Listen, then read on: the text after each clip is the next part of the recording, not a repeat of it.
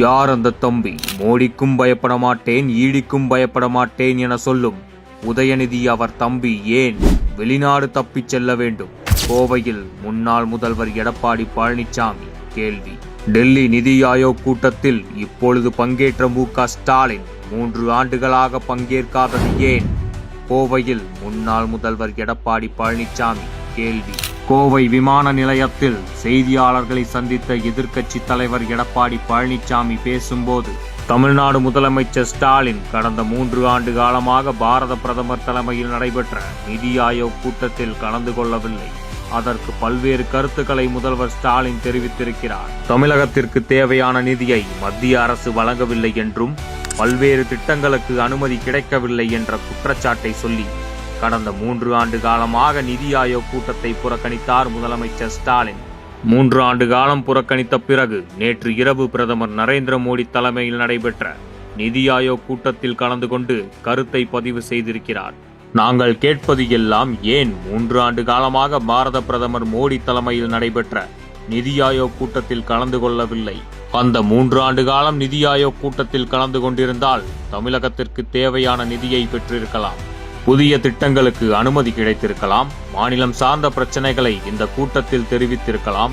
ஆனால் மக்கள் மீது அக்கறையில்லாத முதலமைச்சர் ஸ்டாலின் என்பது இதிலிருந்து தெரிய வருகிறது. இப்போது தமிழகத்திலே ஸ்டாலின் மாடல் ஆட்சியில் பல்வேறு துறைகளில் ஊழல் நடைபெற்று வருகிறது. இன்று அமலாக்கத்துறை டாஸ்மாக் நிறுவனத்தில் பல்வேறு மட்டத்தில் ஊழல் நடந்திருப்பதால் அதற்கான ரைடுகள் மற்றும் விசாரணை நடைபெற்றுக் கொண்டிருக்கிறது.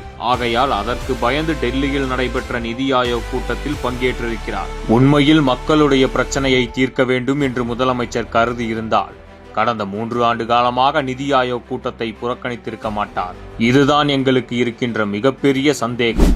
அதோடு ஸ்டாலின் எதிர்க்கட்சி தலைவராக இருந்தபோது பிரதமர் நாட்டிற்கு வருகை தந்தபோது கருப்பு பலூன்களை பறக்கவிட்டு எதிர்ப்பை தெரிவித்தார். திராவிட முன்னேற்றக் கழகம் ஆளும் கட்சியாக வந்த பிறகு ஸ்டாலின் அதே பிரதமருக்கு வெள்ளை கொடி காட்டினார். எதிர்க்கட்சியாக ஒரு நிலைப்பாடு, ஆளும் கட்சியாக இருக்கும்போது மற்றொரு நிலைப்பாடு கொண்டு செயல்படுகிறது திமுக.